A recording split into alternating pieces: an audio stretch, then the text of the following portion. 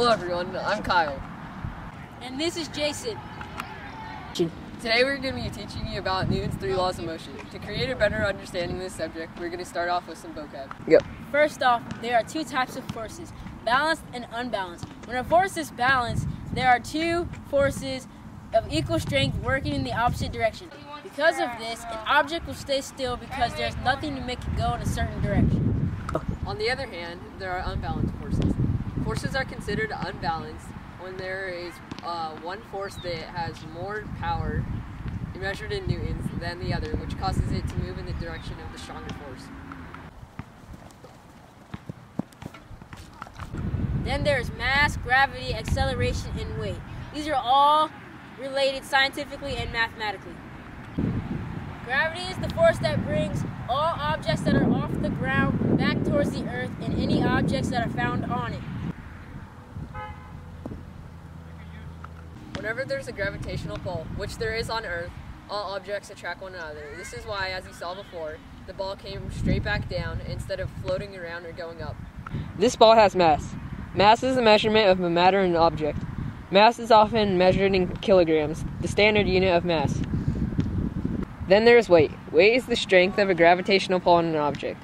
Weight is given equal to mass times the acceleration due to gravity. Acceleration is the rate at which speed in a given direction changes. Like so, you'll see the ball accelerate from the point it releases from the stake to the time it hits the fence.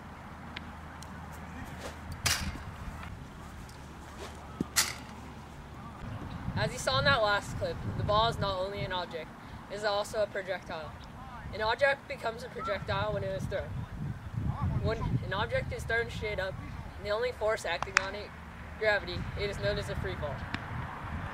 Conservation of momentum states that momentum will neither be destroyed nor created. As you can see here, the ball continued at a constant acceleration until it was stopped by an outside force, the fence. This ball is staying still. It will remain in this position until an outside unbalanced force acts on it. For example, the force exerted when I kick it. It will now remain at a constant velocity or speed in a constant direction, but only until rolling friction kicks in and brings it back to a stop, restoring its inertia. Friction is the force that is exerted when two objects rub against each other. Inertia brings us to Newton's first law of motion, also known as the law of inertia. It is known as this because it is basically inertia. An object will remain at rest or moving at a constant velocity until acted upon by an unbalanced outside force. The first law of motion also states that if there is more mass in an object, there is also more inertia. This is why it is harder to push something with more mass, such as a soccer ball. And also why it's easier to push something with less mass, such as a lacrosse ball. Newton's second law of motion states that acceleration is altered by the net force exerted on the object and its mass. This means acceleration is net force divided by mass. As you see here, the water bottle has more mass than the Gatorade bottle. Therefore, the Gatorade bottle should roll further. This means that the more force you use, the further the object should go, and the less mass the object has, it should also go further.